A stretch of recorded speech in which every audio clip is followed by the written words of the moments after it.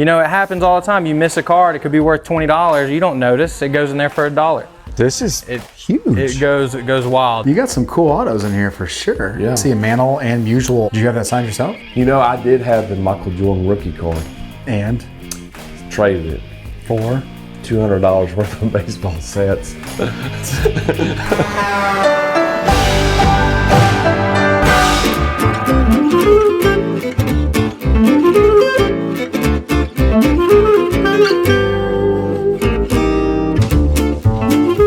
All right, so we're here in Sharpsburg, Georgia. We're actually headed up to film a collection tomorrow in Atlanta.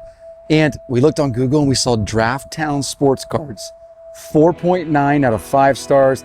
They've been open a couple years, it looks like. We thought, we'll drive 15 minutes off the highway to grab some cards to open tonight, go support a local card shop. I want to go hear their story. This is the type of stuff that we love going on the road for.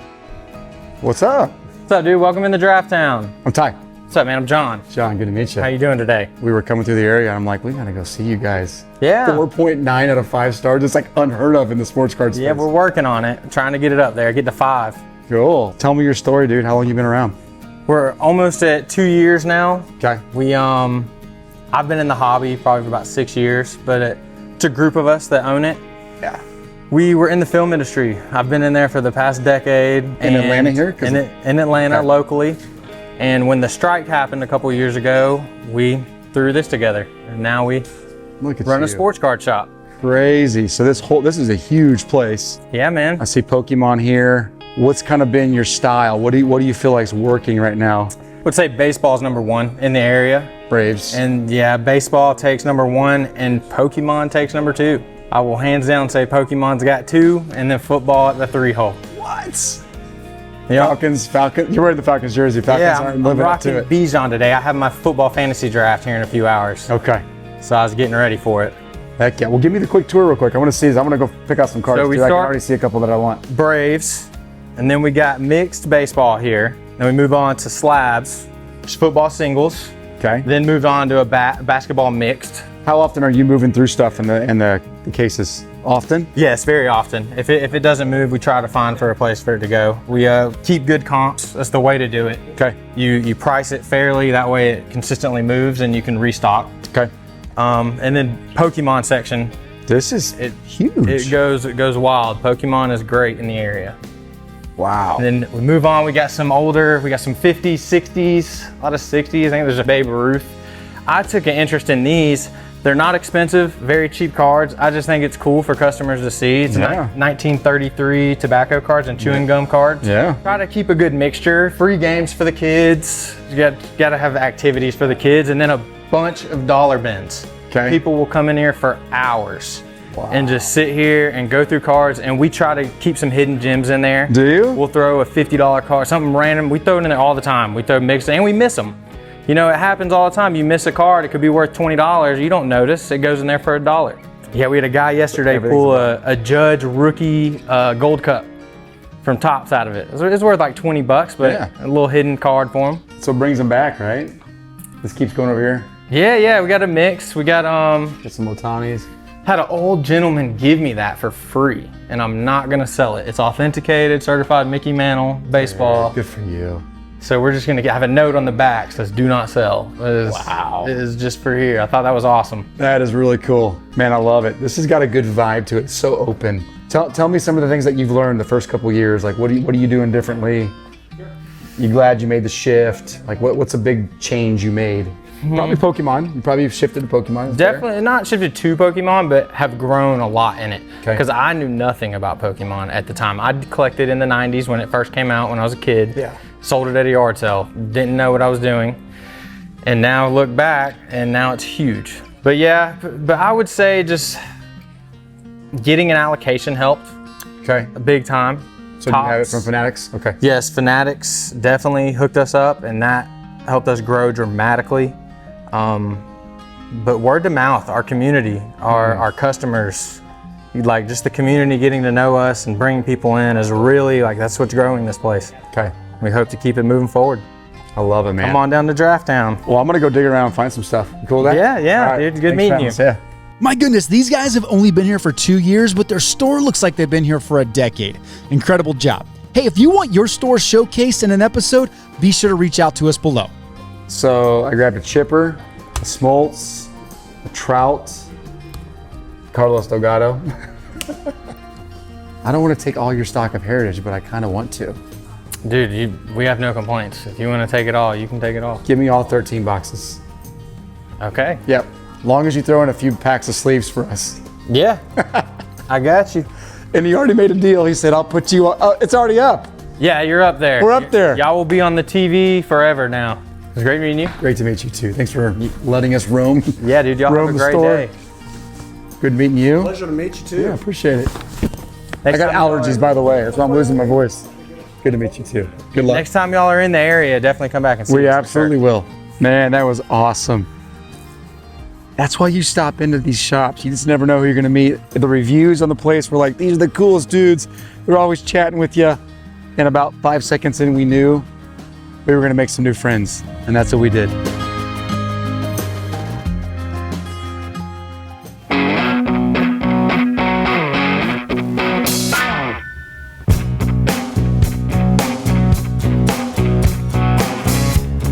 What the heck? That kid is riding his scooter in the middle of the intersection.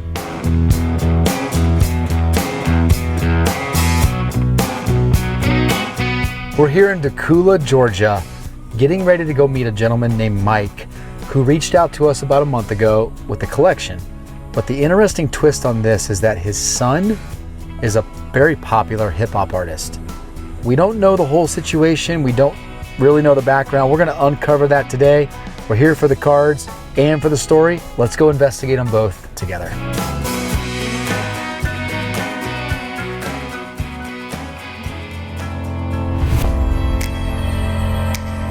So normally when I walk into these collections, I'm looking at 5, 6, 10, 15 pictures. Today, I've seen 2.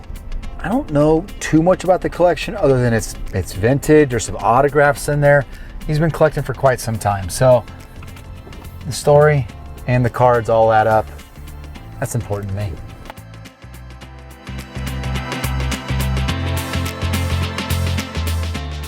How are you, Mike? Good. Good to meet you. Whoa, that's a light door. Glad to have you. Thanks for having us out Oh, today. you're welcome. Glad to see you. Let's take a look. Oh my goodness. I have autographs and So tell me, before we dig into any cards, tell me the story of your collecting journey. I mean, you've been collecting Yes, since sir. you were a kid? yes, sir. 1976, 3 years old. My dad bought a handful of baseball cards, and I was able to throw them on the floor and just look at them and draw on them, and just have a good little time. And then when the fad came around the 86, 87 era, I said, I got a few, handful of cards, so Yeah. it's time to start collecting. So I just got into it Okay. and just made a little collection for myself. You started collecting then, did you collect all the way up until now? Or has it been- Basically, I got married in 1997, so Wow.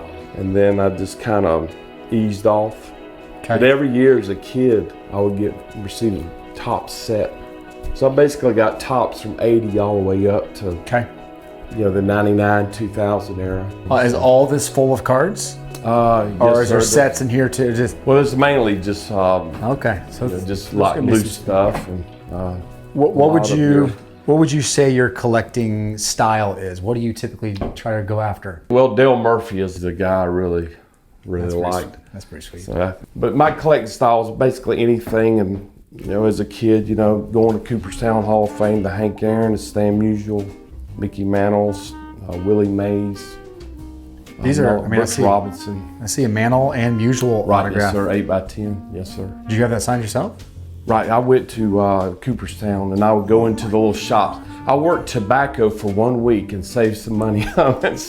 Spent my money on, and it's just been laying there for ever since the '86 era. And that's So just cool.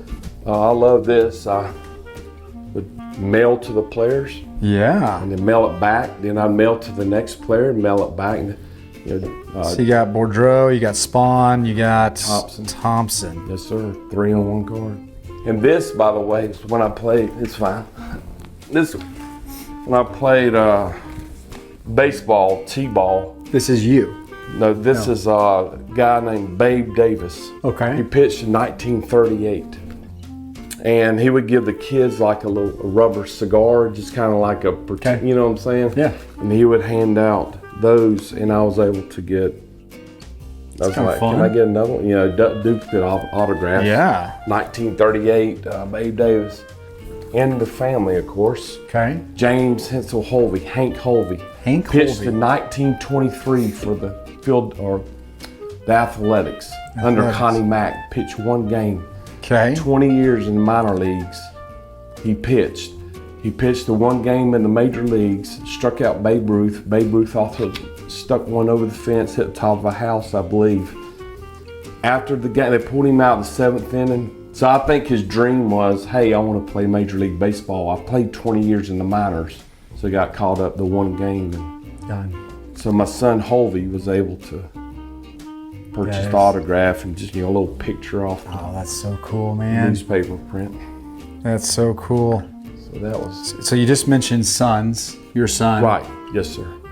Why don't these get passed down to your sons? What's the story? Well, the story in the get-go from the past is they would collect the cards and so forth and really build really no interest in cards. They didn't have the go-to that I had, you know, the heart in collecting. So I basically try to collect a little bit of everything. Yeah.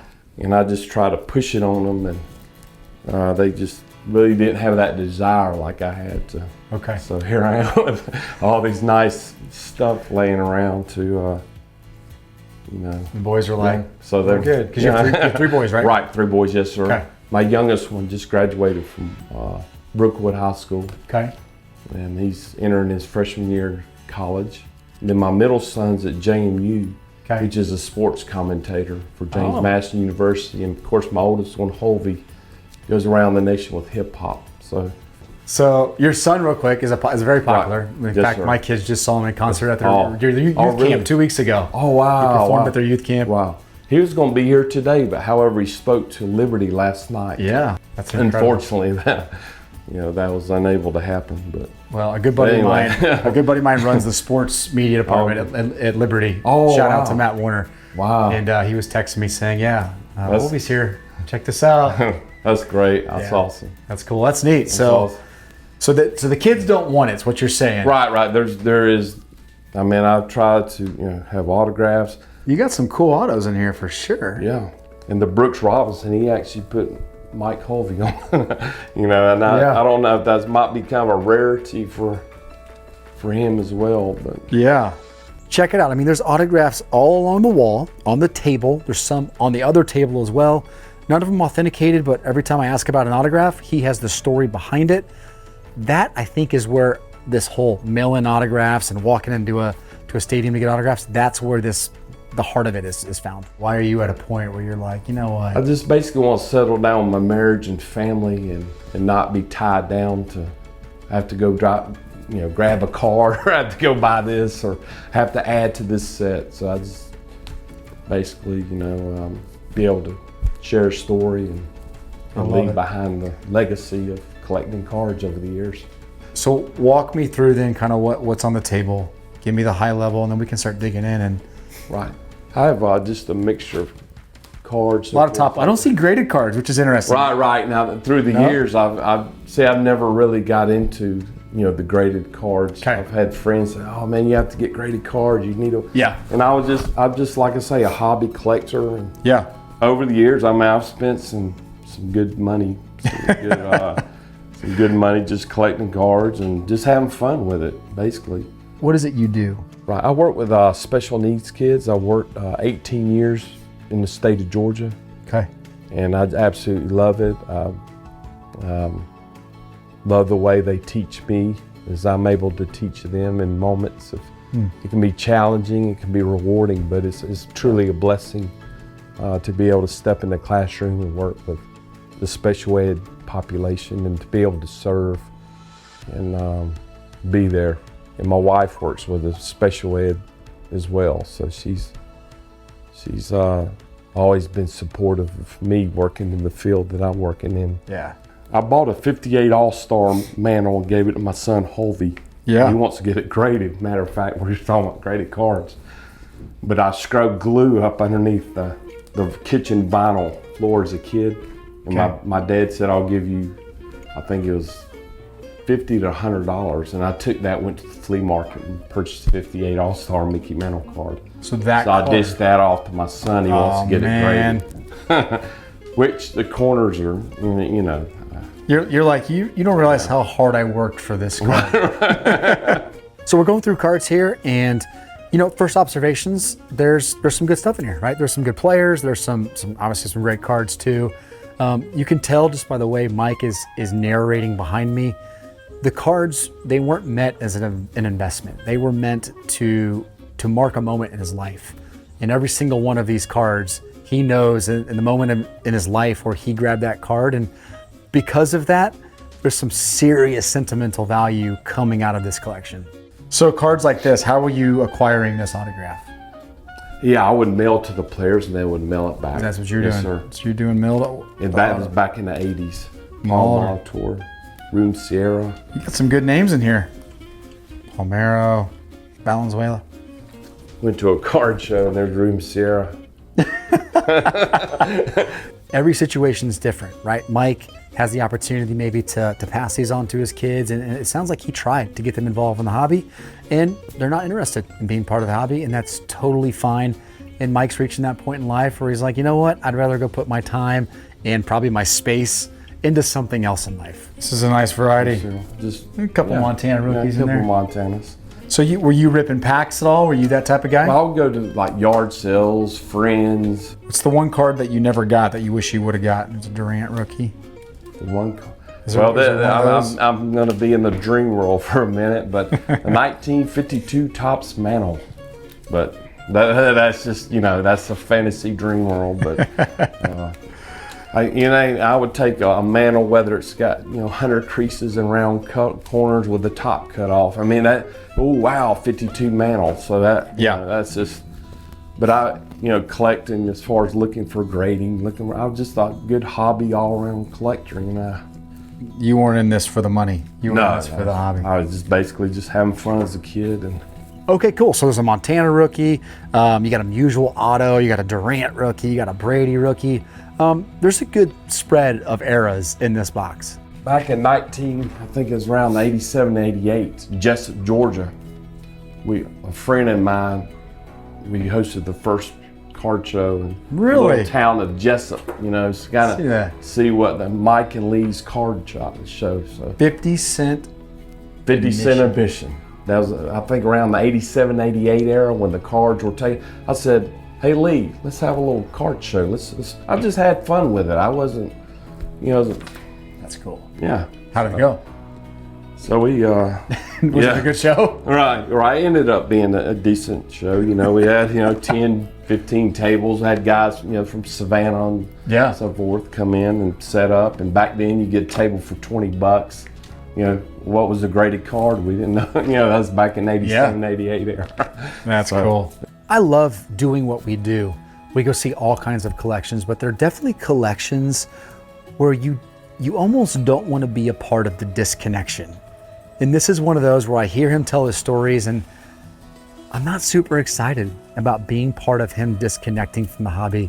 So we got to tread carefully on that because I want him he's an asset to this hobby. I want him to stay in it. I tried to take care of him the best way I could, but there's a lot of top loaders in here. So a couple cards I pulled out. Obviously you got a Brady rookie. Sure. You got a Durant rookie. Yeah. Usual auto. Mm-hmm. These are awesome, man.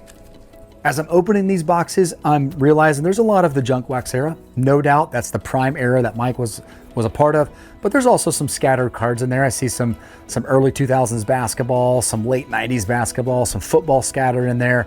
I see some shiny refractors. So I think these are boxes that maybe aren't super crazy in value, but are definitely worth digging into to see if there's some hidden gems. So you're a Braves fan? Right, yes sir. Well, back in the 80s, I really was a huge Braves fan.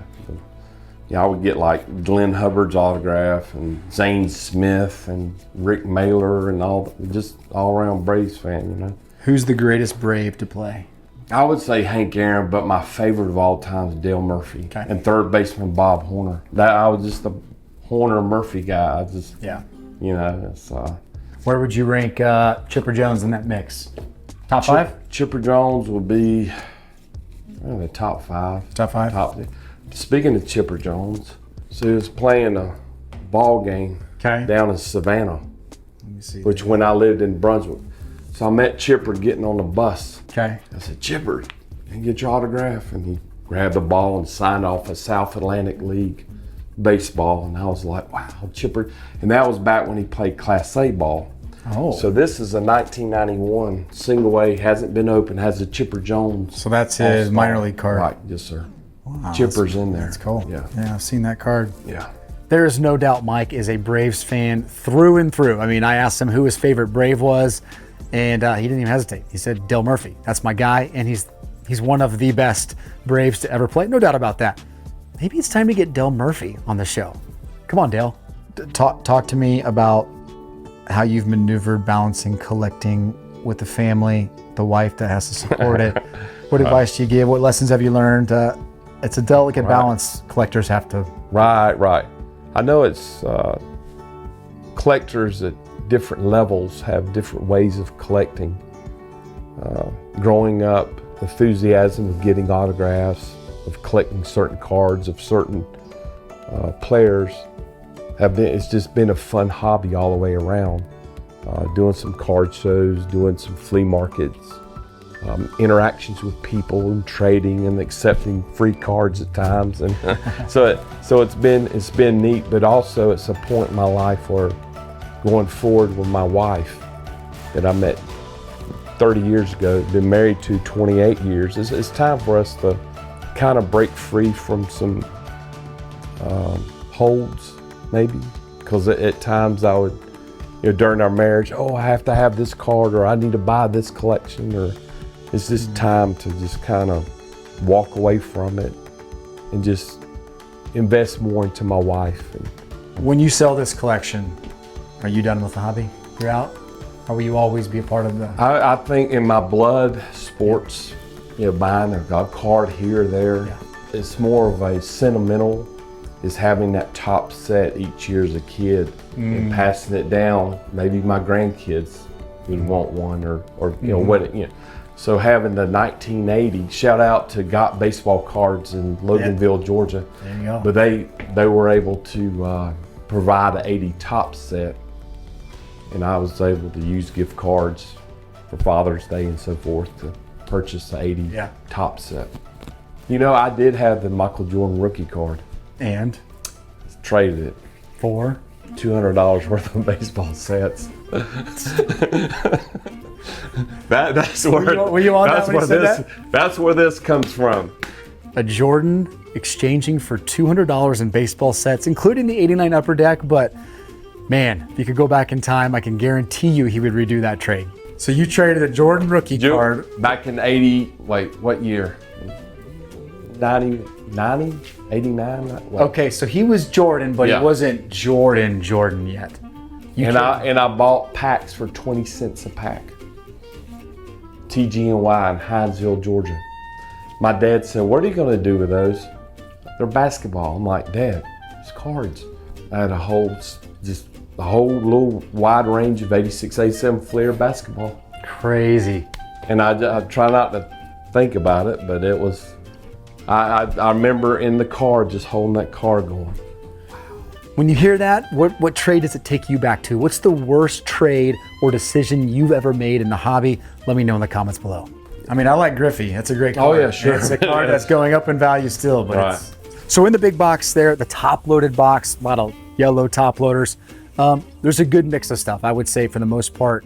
Outside of a handful of rookies and some of the autos, sub $20 stuff, right? Mostly $1 to $10 stuff. It's cool. That's going to be fun to pick through, and those are the type of boxes that you like having in collections. Hey, I hope you're enjoying the episode. I'm actually on my way to the airport to go meet Ty in California, where we're going to go grab 2 or 3 more collections. But in the meantime, I want to show you a sneak peek of the episode coming out next week. These are awesome Jack Johnsons. These are the right cards to make me want to go through every single box here. First couple boxes and great eras, right? You got 70s, early 70s basketball. Draft, right? Oh! I don't want to look at these anymore, for sure. Okay. I don't want to carry them around and have them in my closet the next 30 years. That's the hard part. It'll be somebody else's pride and joy. What's up, Chris? What's up, Dad? So How it's- you doing? What's going on? How are you? Good, man. Just got done with sound check. What we up to? We're hanging out with your dad, man. I'm surprised you're not keeping this collection. You don't want to be part of the hobby, huh? I love the collection. I do, but man, I want the best for my dad. Look at that. Oh, wow. That's so cool. Well, we won't keep you long, but we've been sharing some stories with your dad. Tell me your favorite memory with your dad in relation to sports or sports cards. Oh man, it's easy. When he first gave me one of the Mickey Mantle All-Star cards, I think that was the number one memory for me because it meant a lot to him. So I think that always was special to me. And then even too, man, just the little times where, you know, we'd be putting everything in the sleeves, like when we were kids, like. That's super cool. Well, thanks for sharing that, man. We love that you stand firm on your faith. We're believers ourselves, and we appreciate you. You actually just performed at a Hmong conference in Indianapolis, I think, 3 weeks ago. My two boys were there. Dude, that was a surreal show. I mean, the energy was through the roof. I'm sure they told you, but it was They did. out of here. Incredible, man. Awesome. Wow. Thanks for hanging, man. Good luck tonight at the show. Go kill it. All right, Chris. Love you. Love Chris. Yeah, man. Super cool. So. Nice. So we just got to talk to Chris, who's known as Hulvey to the rest of the world. He performed for my kids a few weeks ago, so it was kind of fresh in mind. He seems like the same guy you see on stage as he is walking around with his family and kids. Mike's raised 3 good boys, it seems like. So a friend and I went to my dad's friend's house. Okay. Baseball card collector. Loved baseball. And he goes, oh, in my attic, I think I have a box of the basketball cards. Okay. Went home. I sat there and watched. He pulled out 3 Jordan rookies out of the basketball box. So we've looked at all kinds of stuff. I mean, we've looked at the autos, we looked at the cards, we've looked at it all up. We've had discussions about everything. My gut says it's somewhere between $1,500 and $2,600. That's where I kind of want to land. I'll probably try to get to 2K. Maybe we'll start at $1,500. I don't know where he's at. There's a strong emotional attachment, but I definitely want to try to walk out with most or all of this stuff today. Where do you sit with everything? I mean, I have my perspective, but like this is your emotional and monetary investment. Where do you sit with it? What is the number you want to feel comfortable with things today? I'll be honest with you. I'm just throwing out a ballpark as 2,000. I have no clue of. Yeah. Trust whatever your judgment is. Yeah. Sleeves, autographs. Yep. Well, this will be the easiest thing ever because we said $2,000 outside. I'm ready to go enjoy my wife and walk away, and not saying I'm gonna go take a cruise or anything, but to enjoy my wife and treat her as a baseball card. Okay, so time out real quick. There's a comment that Mike just made about treating his wife like a card, and that meant something to me because I think the heart of that comment is we tend to idolize these little pieces of cardboard more than other things in our life. And I think reading between the lines, Mike was catching himself do that with his cards.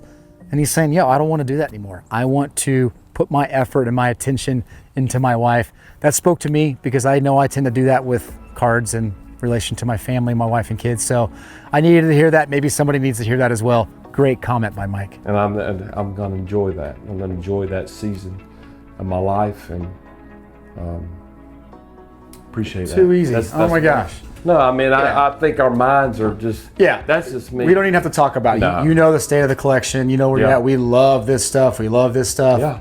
It's time to pass it down. It's just time to let go. This has been a great moment with you guys. I thoroughly enjoyed. I think that's pretty neat. Our minds collab with the price, and the story is the best of all of it. Is the story. Yeah, good stuff. Well, we'll get moving on this, and we appreciate you, man. Thanks for having me down. Appreciate you. Man, that was too easy. Like I said, I was hoping for around $2,000. He threw out $2,000. Sure, we could have nickeled and dimed over a few $100. It was not worth it. He wants $2,000. I'm willing to give $2,000, and I can't wait to go take some of those autographs, probably authenticate them, and distribute some of these, not all of them, but some of these out to you who purchased some of these great cards from us.